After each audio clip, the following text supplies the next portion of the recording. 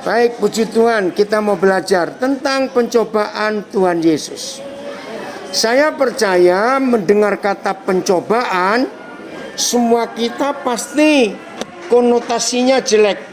Ya, mendengar kata pencobaan, pasti kita menerima konotasinya, aduh, kok nggak enak sekali. Wajar, karena manusia itu maunya enak terus.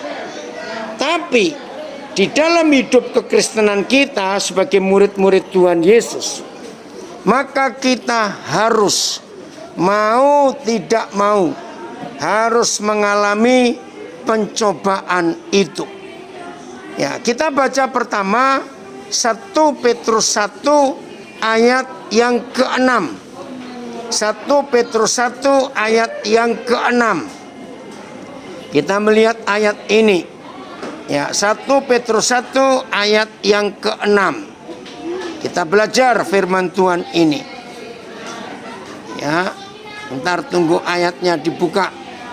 1 Petrus 1 ayat 6. Saya akan baca. Bergembiralah akan hal itu. Bergembira akan hal apa? Sekalipun sekarang ini saudara dan saya seketika harus berduka cita oleh berbagai-bagai pencobaan. Saudara bayangkan, Tuhan sendiri mengatakan bahwa kalau kita mengalami berbagai-bagai pencobaan, kita ini harus bergembira. Nah, kan berlawanan dengan logika pikiran manusia. Karena semua kita nggak mau ngalami ujian, ngalami pencobaan, kita tidak mau. Tapi ini firman. Nanti kita akan lihat mengapa harus ada pencobaan, ada ujian dalam hidup kita ini. Ya, kita lanjut. Ulangan 8 ayat 2. Ulangan pasal 8 ayat 2. Ya, kita akan melihat. Roh Kudus tolong kami supaya kami lulus dalam setiap ujian yang Tuhan izinkan kami alami. Ya. Ulangan pasal 8 ayat 2. Ingatlah kepada seluruh perjalanan yang kau lakukan atas kehendak Yahweh Tuhanmu di padang gurun selama 40 tahun ini.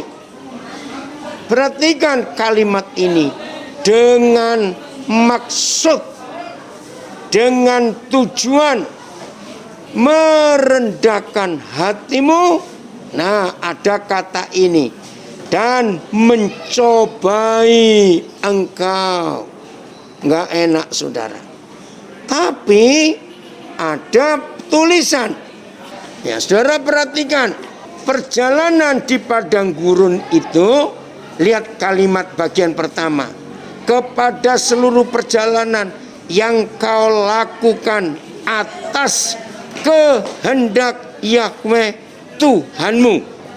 Nah, atas kehendak Tuhan. Kita harus melewati padang gurun. Kita harus mengalami hal-hal yang tidak enak. Dengan maksud merendahkan hati kita dan ngetes kita. Ya, untuk mengetahui apa yang ada di dalam hatimu. Nah, saudara, ini hal yang sangat unik. Kalau saya tidak berkata itu aneh. Uniknya di mana? Masa sih kita ini sendiri tidak bisa tahu apa isi hati kita? Aneh bukan? Kan firman tadi berkata untuk mencoba engkau, yaitu mengetahui apa yang ada dalam hati kita. Ya, jadi jangan ditutup dulu ayatnya. Ini penting sekali untuk mengetahui apa yang ada di dalam hatimu. Nah, begini masalahnya, saudara.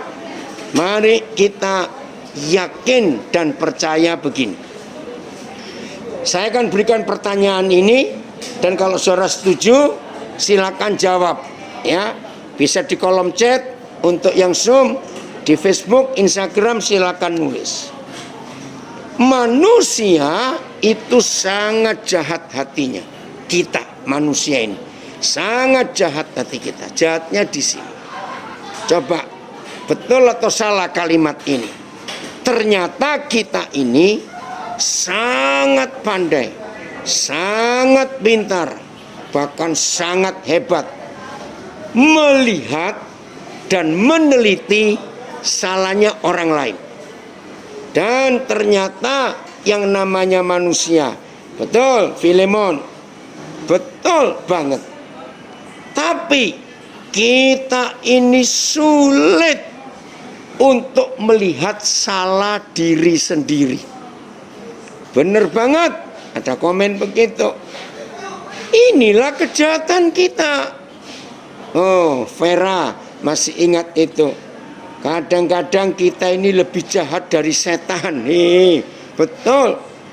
Betul, Bu Melati dari Surabaya. Karena kita lebih mudah mengetahui salah orang lain daripada mengetahui salah diri kita sendiri. Maka itu harus ada ujian atau pencobaan itu. Harus untuk mengetahui apa yang ada di dalam hati kita. Nah, dari Palembang, betul 1000% katanya. Itulah manusia. Jadi kalau tidak ada ujian, kita tidak akan ya ada tulisan dari Zoom. Balok di mata kita, balok itu gede, balok nempel di mata kita, kita nggak bisa lihat. Tapi potongan kayu kecil, namanya selumbar. Saudara para lihat orang menggergaji kayu, lalu kan ada apa? Potongan yang lembut-lembut itu.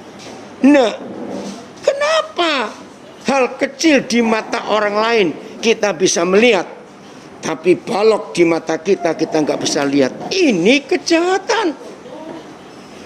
Maka itu kita perlu diuji. Nah, saya beri contoh lagi. Tolong jawab ya, tolong jawab. Begini, siapa pernah doa begini? Tuhan, sungguh Tuhan, aku ingin punya hati yang sabar. Tolonglah Tuhan. Nah, kira-kira kalau saudara berdoa seperti itu, wah, Tuhan berkenan enggak? Oh, sangat berkenan. Ya. Oh, dari Gorontalo, benar sekali. Sungguh sangat memberkati. Betul, itulah manusia. Kita sangat pandai melihat salah orang lain, tapi sulit melihat salah diri sendiri. Nah, contoh ini. Kalau kita pernah berdoa, Tuhan tolong aku. Aku ini pengen sabar Tuhan. Aku ingin jadi orang yang sabar Tuhan. Aku ingin.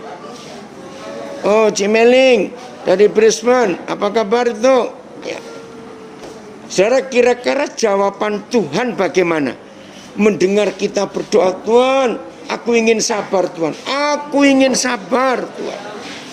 Apakah Tuhan buat begini? Ya anakku, aku tahu doamu yang luar biasa, bahwa kamu ingin sabar. Terus, ting. Tahu kata ting? Seperti bim, salah bim begitu. Terus begitu, amin. Langsung berkata, Tuhan terima kasih Tuhan. Terima kasih Tuhan, terima kasih. Aku sekarang jadi orang sabar. Tidak.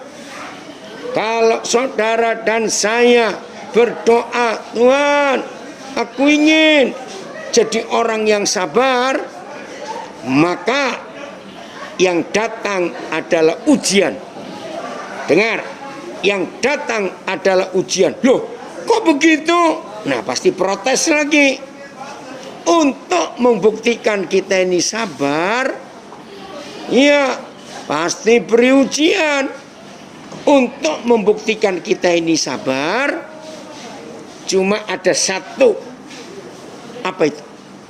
Tuhan akan kirim Dengar baik-baik. Tuhan akan kirimkan orang-orang yang menjengkelkan luar biasa. Rasanya kayak kita mau makan orang itu. Nah, inilah jawaban doa untuk sabar. Yang didatangkan bukan langsung tik sabar, tidak. Harus ada ujian, ada tes. Haleluya. Betul, kita diasah oleh Bapa di surga. Saudara, inilah pentingnya ujian, pencobaan Tuhan Yesus di padang gurun. Penting. Kita pernah berdoa enggak? Tuhan, aku ingin hidup kudus Tuhan. Sungguh Tuhan, aku ingin hidup kudus. Aku sudah capek Tuhan dengan macam-macam godaan ini. Apakah Tuhan langsung cabut kenajisan kita? Apakah Tuhan langsung cabut, konsep percabulan di hidup kita? Tidak. Dia beri kita ujian. Malah didatangkan hal-hal yang menggoda kita. Tapi saudara, kita harus lulus. Jadi itulah maksud dari semua pencobaan. Sakit, betul, tapi menuju kemenangan. Serius. Maka itu tidak boleh kita menolak ujian ini. Matius 4 ayat 1. Matius 4 ayat 1. Kita melihat bagaimana Tuhan Yesus mengalami itu. Matius 4 ayat 1. Roh Kudus menolong kita untuk mengerti ini. Maka Yesus dibawa oleh Roh. Jelas itu. Maka Yesus dibawa oleh Roh. Jadi Roh Kudus yang menuntun. Dibawa kemana? Saya guyon aja. Bukan dibawa ke mall untuk shopping. Bukan dibawa ke restoran yang mahal untuk makan enak. Bukan. Maka Yesus dibawa oleh Roh ke padang gurun untuk diuji, untuk dicobai iblis. Aduh, saudara, bayangkan Tuhan Yesus saja untuk masuk di dalam pelayanan. Betul, dari Tulungagung anak saya bilang ujian itu memurnikan kita. Betul. Saudara dengar, Tuhan Yesus saja, Tuhan Yesus dibawa oleh Roh untuk diuji, untuk dites, untuk dicobai sebelum masuk pelayanan.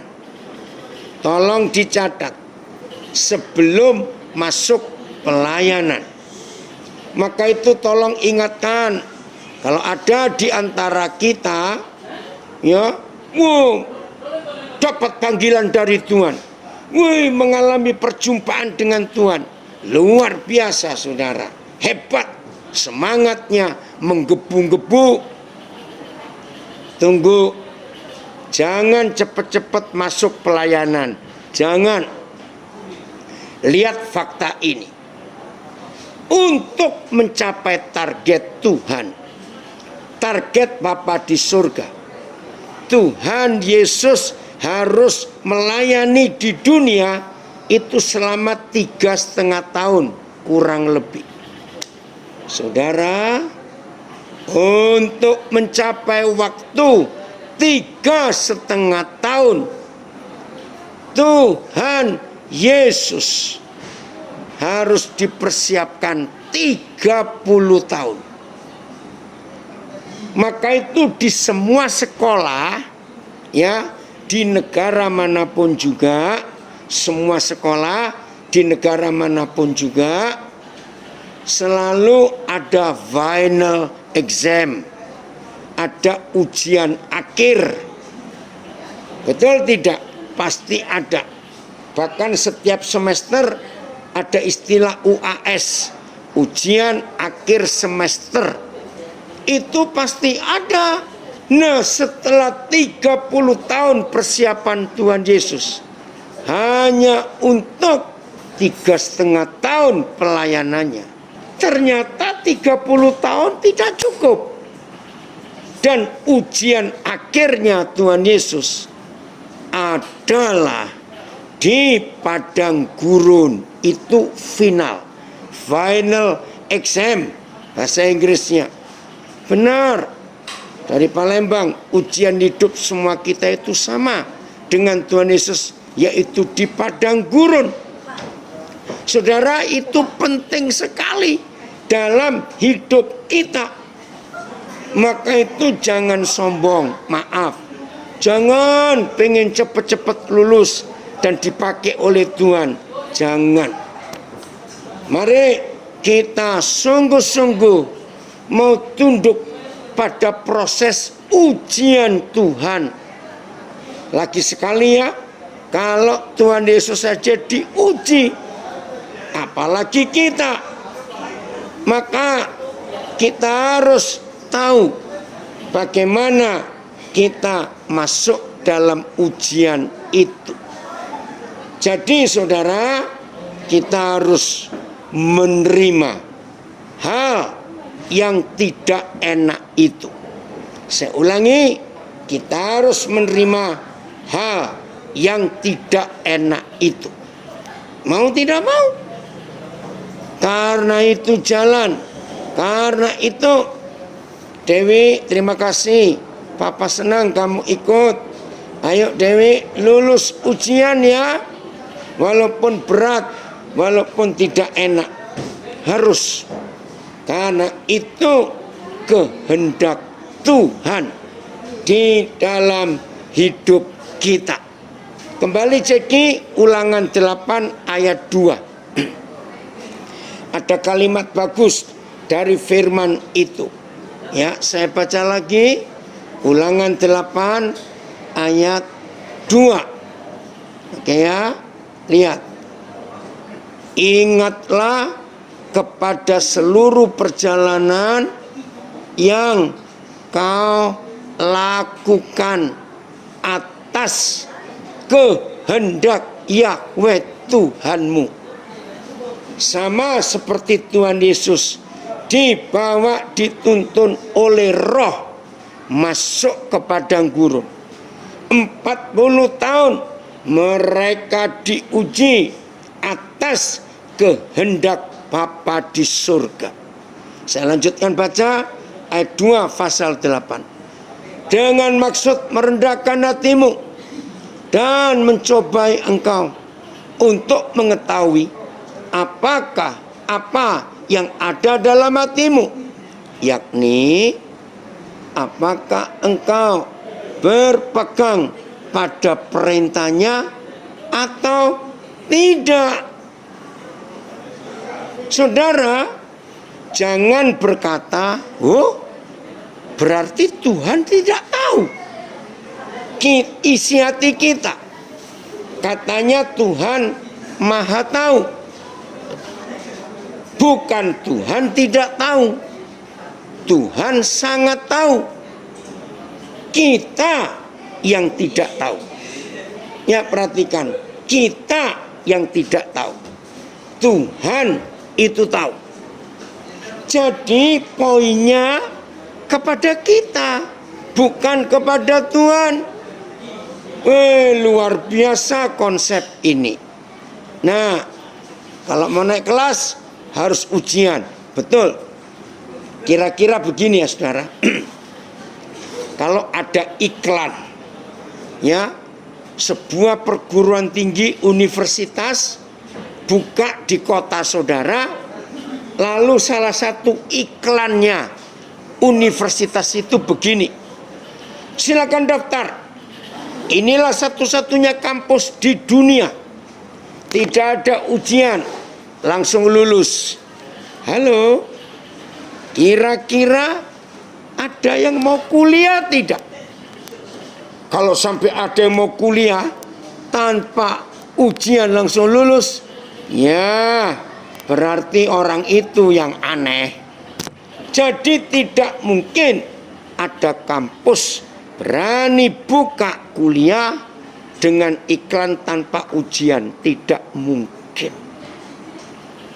Saudara, sekarang kita akan melihat peristiwa Taman Eden. Karena sampai hari ini masih cukup banyak, ya, sampai hari ini masih cukup banyak murid-murid Tuhan Yesus yang bingung dengan konsep. Ya, kalau memang Tuhan tahu Adam dan Hawa bakal jatuh dalam dosa, kenapa dia harus ciptakan pohon pengetahuan baik dan jahat? Masih ada tahu sampai hari ini orang-orang yang bertanya seperti itu. Nah, lagi sekali, bukan Tuhan tidak tahu Adam dan Hawa ini bagaimana, bukan. Tapi Adam dan Hawa yang harus tahu sendiri mereka itu taat atau tidak. Maka itu diberi pohon itu bukan untuk menjatuhkan, tapi untuk ngetes, untuk menguji, ya, apakah dalam hati mereka itu taat atau tidak. Nah, ini yang kita harus pelajari. Misalnya begini, ya, saya beri contoh. Ada seorang mahasiswa, wih, memang dia super jenius. Dari semester 1 sampai semester 8, kan untuk S1 kan 8 semester. Oke, mahasiswa ini dari semester 1 sampai semester 8, nilainya semua mata kuliahnya A+. Jadi nggak cuma A, tapi A+. Hebat bukan? Maka kalau dia lulus namanya summa cum laude. Tapi sebelum dinyatakan lulus, ternyata mahasiswa ini ngomong begini kepada rektor, kepada dekan, kepada dosen-dosen. Ibu bapak dosen yang terhormat, saya nggak usah final exam ya, saya nggak usah ikut ujian akhir ya. Kan nilai saya dari semester 1 sampai semester 8 ini kan hebat, A+ semuanya. Pertanyaannya, kira-kira rektor, dekan, dan para dosen meluluskan nggak permintaan mahasiswa ini tanpa ujian akhir? Jawabannya pasti tidak. Betul? Pasti tidak. Dosen-dosen berkata, kami percaya Anda mahasiswa super jenius. Tapi untuk menentukan final ini, itu Anda sendiri yang harus membuktikan, bukan kami, para dosen. Oh, ada komen, selama pandemi COVID-19, saudara kita semua sedang kuliah dengan Tuhan. Maka itu penting sekali dalam hidup kita, harus ujian.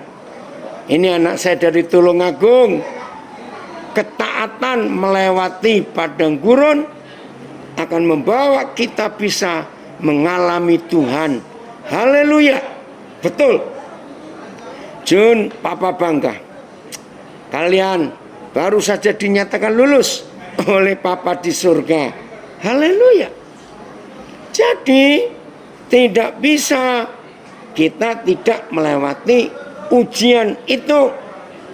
Harus kita lewati ujian itu. Nah, suatu hari saudara, ini kembali masalah Taman Eden. Ya, suatu hari, wah ini pengalaman. Sebentar, saya suruh mereka tenang ya. Anak-anak, maaf, bisa tenang tidak? Suaranya ganggu sekali.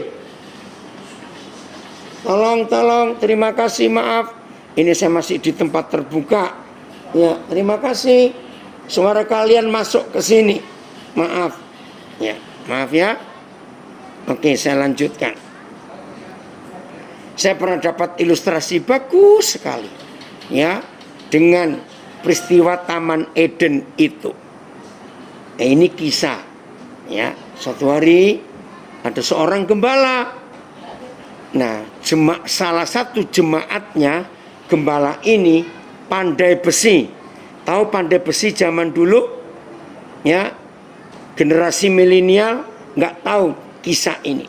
Zaman dulu pandai besi untuk buat pisau, buat parang, buat alat-alat dari besi semuanya, ya. Maka ada alat untuk membuat besi itu menyala merah supaya mudah ditempa. Ya, itu pakai pompa yang kaki kiri kanan begitu. Nah, jemaat ini sangat rohani. Dia sangat tahu firman Tuhan.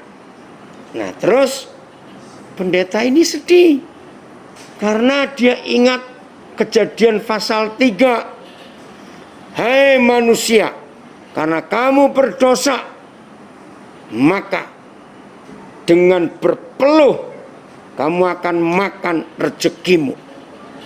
Jadi setelah besinya merah, dipanasi dengan api, dan ditaruh di atas sebuah tempat untuk ditempa, supaya jadi pipi, jadi tipis dan bisa dibentuk. Nah, gembala ini capek memperingatkan. Karena begini, tiap kali pandai besi ini habis pukul dengan godam yang besar, ya, memipikan logam itu, tang, pasti ada tambahan kata gara-gara Adam.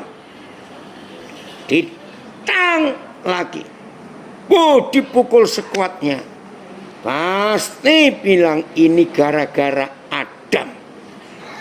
Nah, gembala ini menasihati. Kebetulan tetangga rumah gembala dengan jemaat pandai besi ini sebelahan saja. Berkali-kali gembala bilang, aduh saudara, jangan nyalakan Adam. Memang kita harus berpeluh mencari nafkah dalam hidup ini. Ya, tapi itu gara-gara Adam. Seandainya Adam dulu nggak berbuat dosa, maka kita tidak menjadi sengsara seperti ini. Tapi tetap jemaat ini keras kepala. Setiap kali dia pukul besi itu, pasti berkata gara-gara Adam. Akhirnya suatu hari Bapak Gembala berdoa, Tuhan, beri saya hikmat. Bagaimana meyakinkan anakmu ini bahwa itu bukan cuma gara-gara Adam, tapi gara-gara kita semua, termasuk gara-gara dia juga. Nggak tahu bagaimana Tuhan menjawab doanya Bapak Gembala.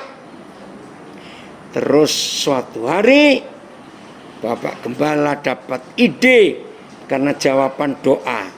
Tuhan menjawab. Tapi jawaban doa ini tidak diberitahukan kepada istri gembala. Jadi suatu hari Bapak Gembala berkata kepada istrinya, "Ma, tolong belanja ya. Nanti malam kita mau undang jemaat pandai besi di sebelah ini untuk makan di rumah kita." Nah, istri gembala tanya, "Apa ada ulang tahun? Ada pesta apa? Kenapa? Ada apa itu?" Saudara, Bapak Gembala bilang, "Sudah lama, jangan tanya, pokoknya ini uang belanja masak." Nah, lalu nanti kita undang. Ya, istri gembala tunduk pada suami, maka dia belanja.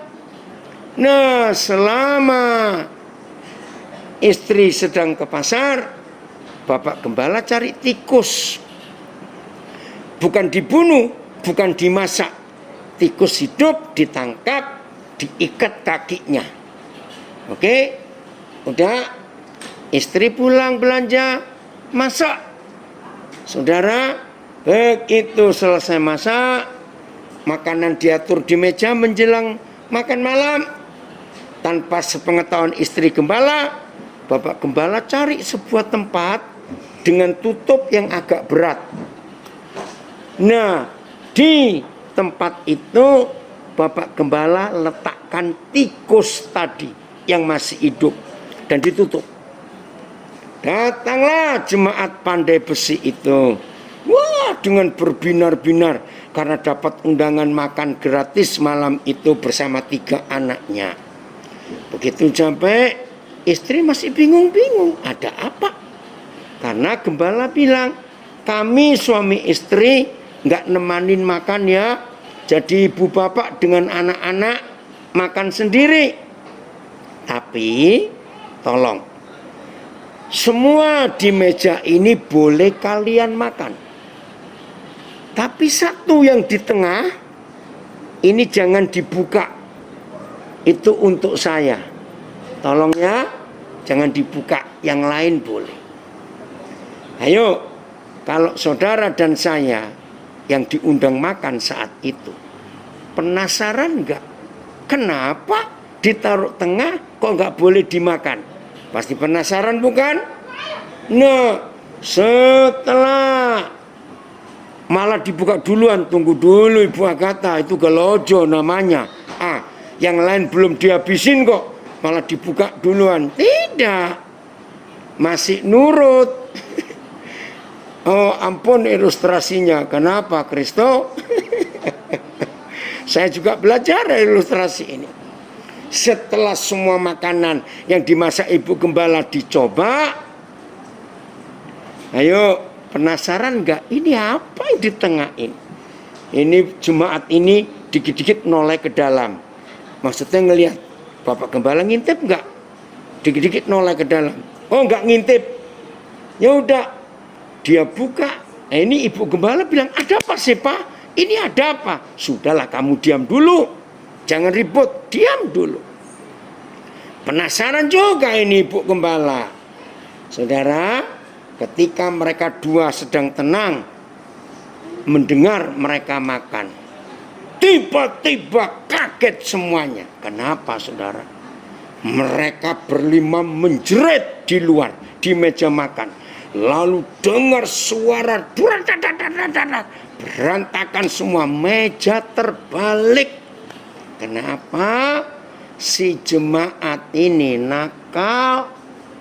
Karena setelah semua dimakan, dia ngintip yang di tengah ini apa. Begitu dibuka, tikusnya lompat saudara. Begitu tikus lompat, mereka berlima refleks berdiri. Dan meja makan terbalik, berantakan semua. Oke ya. Jadi ada komen bagus. Baru kali ini saya dengar ilustrasi yang lucu dan menarik. Saya jadi tertawa sendiri. Hebat, jadi mengerti seperti Adam tidak taat. Nah begitu berantakan, bapak gembala keluar. Haleluya. Ternyata nggak cuma gara-gara Adam, tapi gara-gara saudara juga rumah ini berantakan. Piring pecah semua. Ngerti nggak ilustrasi ini saudara? Jadi ujian itu penting. Pencobaan itu penting. Jadi buah pengetahuan baik dan jahat itu Tuhan ciptakan bukan untuk menjatuhkan Adam dan Hawa. Tidak. Hanya untuk mengetahui apa isi hati kita. Ternyata Nggak cuma Adam dan Hawa, kita juga tidak taat. Ujian kita gagal. Tapi Papa di surga sayang luar biasa. Maru, jangan kontak dengan Pak Roy si Pak Helut ya. Saudara, ini yang kita harus pelajari. Maka itu, mari saudara, mari. Hari ini kita mau lulus dalam ujian akhir Tuhan. Tuhan tolong kami semuanya.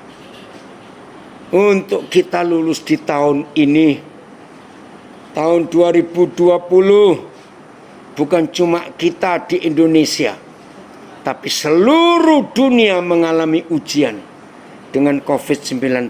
Aduh, hari-hari ini saudara, makin ngeri kita harus hadapi. Puji Tuhan, Pak Pendeta Pardede dari Nabire gabung. Puji Tuhan, kita belajar. Jelas ya saudara? Maka itu dalam hidup ini penting sekali kita taat. Mazmur 139 ayat 21. Ya. Oke, ini cucu saya dari Tegal hadir, Kefas. Opa senang. Mana Yesaya? Ya. Mazmur 139 ayat 21. Mazmur 139 ayat 21. Kita melihat firman ini. Kami mau belajar Papa. Terima kasih untuk waktu yang baik Tuhan berikan buat kami. Mazmur 139 ayat 21. Terima kasih Papa. Mampukan kami untuk lulus dalam ujian-ujian yang kami harus hadapi dalam hidup ini. Bukan karena Tuhan kejam, tapi supaya kami tahu isi hati kami itu apa. Ya, Mazmur 139 ayat 21. Selidikilah aku ya Tuhan, dan kenalah hatiku. Ujilah aku dan kenalah pikiran-pikiranku. Saudara, buat saya pertama kali membaca doa pemazmur di Mazmur 139 ayat 21, ini aneh. Ayo, aneh enggak? Selidiki aku. Lah, bagaimana suruh orang lain nyelidiki? Kalau dirimu sendiri enggak tahu siapa kamu. Ini yang luar biasa. Selidiki aku ya Tuhan. Kenalah hatiku. Ini yang saya katakan di awal tadi. Manusia itu begitu jahat. Begitu paling tahu isi hati orang lain. Tapi sulit mengetahui isi hati kita sendiri. Ya, sekarang saudara ngakui nggak ini doa yang aneh? Nah, kalau diri kita sendiri nggak tahu siapa kita, aneh dong. Minta Tuhan untuk bisa mengetahui isi hati kita. Karena begitu jahatnya kita, paling suka nyelidiki hidup orang lain. Paling suka kita cari-cari, korek-korek hidup orang lain, jalan orang lain. Waduh, jahat sekali kita. Maka itu ini waktunya untuk kita bertobat. Biar Tuhan yang kita beri izin untuk menyelidiki hati kita, untuk mengenal hati kita.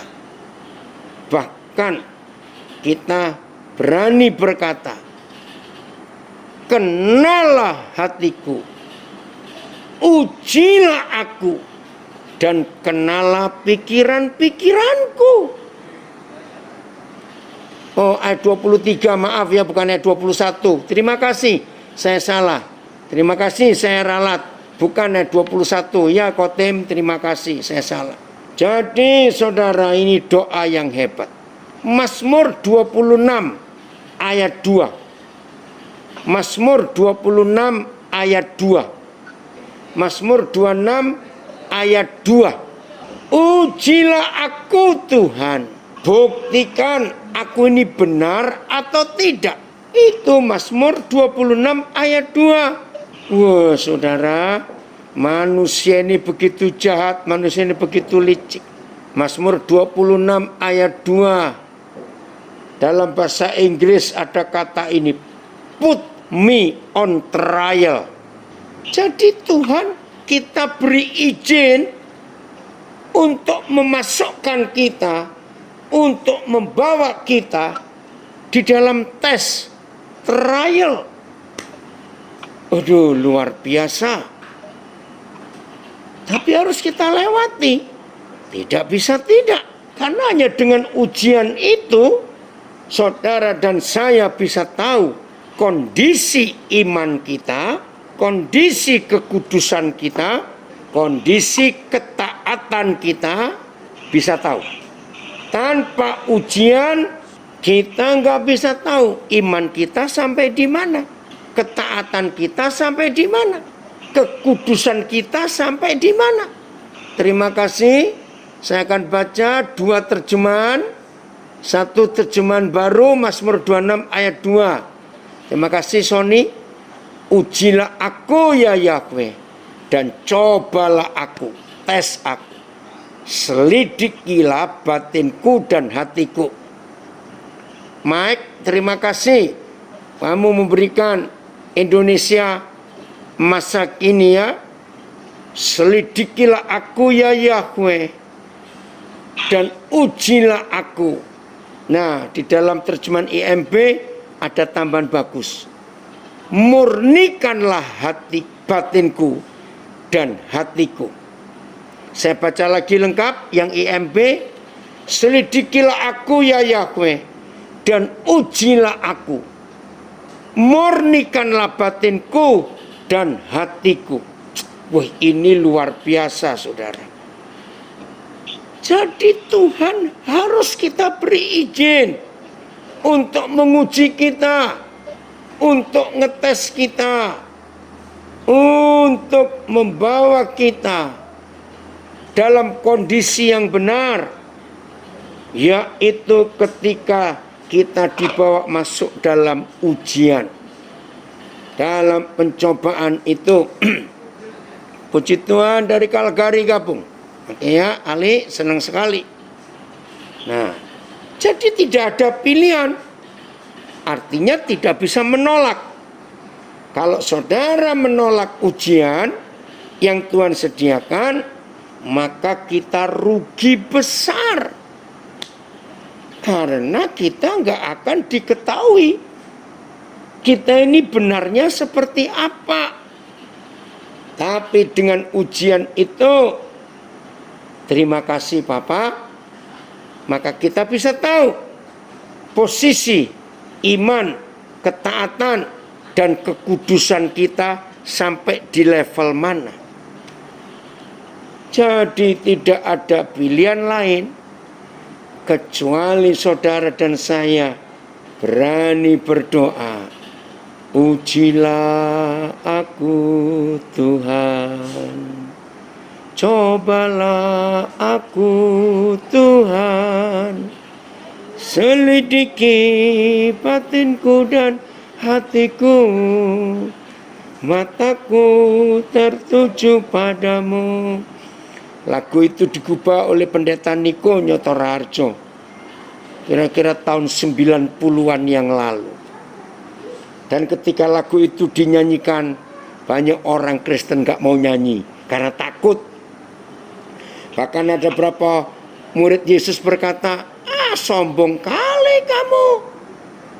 Makasih Jayapura Nir. Ya. Jadi ujian itu harus, ya ada komen di Facebook, Yesus sebagai manusia juga dicobai.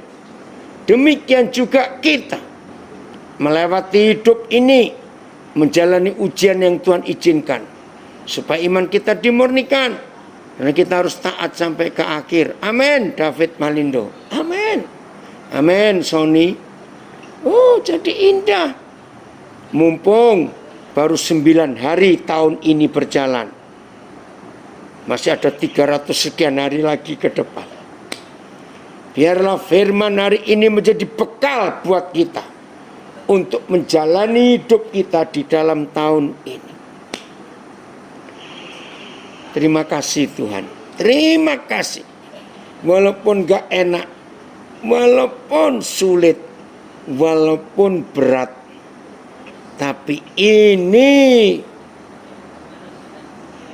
sungguh-sungguh indah. Karena kita akan dibawa naik. Ada komen, biar gak kayak anak SD terus yang selalu takut ujian, katanya papaku. Ya, anak SD itu takut ujian. Kalau sudah mahasiswa enggak, malah cari, kok enggak diuji kami? Kapan ada ujian lagi? Kami sudah siap. Betul. Oh, dari Bandung. Amin. Karena ini anak saya dari Bandung baru lulus ujian. Aduh, rasanya sudah ada 2 hari ya krisis. 2 hari kritis. Sudah rasanya bumi, langit itu sudah ambruk ya. Yang dari Bandung ya Fon ya. Tapi kalian hebat, kalian lulus. Puji Tuhan. Maka itu saudara, jadilah dewasa untuk kita mau naik tingkat terus, naik tingkat terus. Amin. Wah, menyenangkan sekali kalau kita mau hidup di dalam rencana Tuhan. Ya, kita nggak mengerti. Memang sulit dimengerti jalan pikiran Tuhan, itu sulit. Terkadang walau sudah mahasiswa juga masih ada takut kalau mau ujian. Ya wajar, karena seringkali kita nggak siap. Tapi kalau kita selalu siap diuji, kita akan senang. Oke, bagian terakhir 1 Petrus 1 ayat 7. Ini bagian terakhir 1 Petrus 1 ayat 7. Terima kasih Tuhan, ujian itu menghasilkan hal yang luar biasa. 1 Petrus 1 ayat 7. Maksud semuanya itu. Maksud apa? Yaitu tadi di pasal 1 ayat 6. Bergembiralah akan hal itu, saudara-saudara. Sekalipun seketika ini kamu harus menderita di dalam berbagai-bagai pencobaan. Nah, ayat 7, maksud semuanya itu. Maksud apa? Maksud ujian pencobaan itu ialah. Nah, indah saudara, indah. Maka itu kalau kita nggak mau diuji, rugi. Maksud semuanya itu ialah untuk membuktikan kemurnian iman kita yang jauh lebih tinggi nilainya daripada emas yang fana, yang diuji kemurniannya dengan api, sehingga kamu memperoleh, ini loh hasilnya, 1 puji-pujian, 2 kemuliaan, 3 kehormatan pada hari Yesus Kristus menyatakan dirinya. Saudara bayangkan, apa enggak rindu kita menantikan ujian? Karena ada 3 hal. Dapat pujian, kemuliaan, kehormatan. Waduh, itu luar biasa. Terima kasih saudara-saudara menuliskan banyak ayat ini. Jelas ya. Nah, ini sekarang terjemahan FAYH. Ya, saya akan baca terjemahan FAYH-nya dari Mike. Kesukaran hanyalah ujian iman untuk mengetahui apakah iman saudara sungguh-sungguh kuat dan murni iman saudara sedang diuji. Sebagaimana api menguji emas dan memurnikannya, bagi Tuhan iman saudara jauh lebih berharga daripada emas. Jadi, jikalau sesudah mengalami cobaan-cobaan yang hebat, iman saudara tetap kuat, maka pada hari Dia datang lagi, saudara akan mendapat banyak pujian, kemuliaan, serta kehormatan. Wow, luar biasa. Nah, ini ada terjemahan The Message dari Palembang. Pure gold put in the fire comes out of it proof pure. Begini, emas yang murni begitu diuji dalam api dan keluar dari api, dia tetap emas yang murni. Bagus. Genuine faith, ya, iman yang murni. Put through these sufferings come out proof genuine. Jadi iman yang murni ketika dimasukkan dalam penderitaan, maka begitu keluar dari penderitaan, iman yang murni itu tetap murni. When Jesus wraps this all up, jadi ketika Tuhan Yesus membungkus, menyatukan semuanya ini, it's your faith, not your gold. Ini tentang iman saudara, bukan tentang emas itu. That God will have on display as evidence of His victory. Wah, luar biasa. Dan akhirnya Tuhan akan memamerkan kita. Put on display, itu ditaruh di etalase, itu diletakkan di tempat yang terbuka, sampai semua mata bisa melihat displaynya Tuhan. Jadi begini Tuhan berkata, wow, terima kasih untuk terjemahan The Message. Hei dunia, lihat, ini loh iman umatku yang hebat. Aku sudah memasukkan mereka ke dalam api ujian itu. Dan ini hasilnya. Mereka mendapat pujian, kemuliaan, dan kehormatan. Oh, bagus sekali terjemahan The Message. Put on display as evidence of His victory. Ditunjukkan dalam kemuliaan, dalam pameran, dipamerkan sebagai hasil dari kemenangannya. Puji Tuhan. Oh, dapat apresiasi langsung dari Papa di surga. Betul.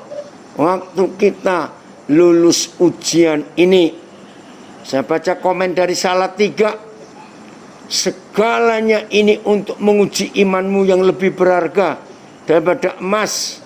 Oh, terjemahan AVB, maaf. Ya, yang lebih berharga daripada emas. Karena emas tetap musnah walaupun telah diuji dengan api.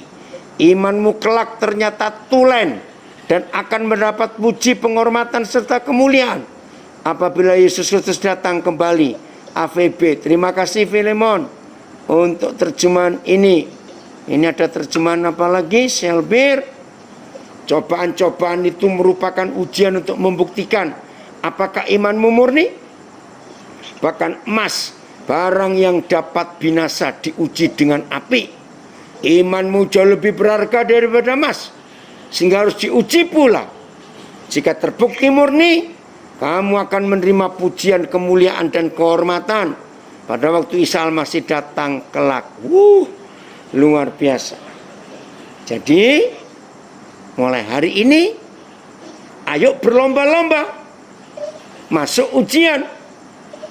Kalau sudah seminggu gak ada ujian, datang kepada Roh Kudus dengan berdoa, ujilah aku Tuhan, cobalah aku Tuhan.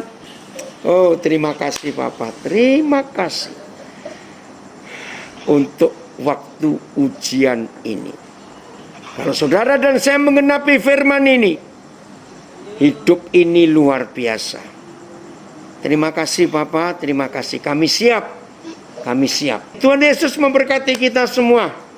Mari kita menjadi pelaku firman dan selalu suka untuk menghadapi ujian dan tantangan dalam hidup, supaya Tuhan buktikan kita benar di hadapan Dia. Haleluya. Tuhan memberkati.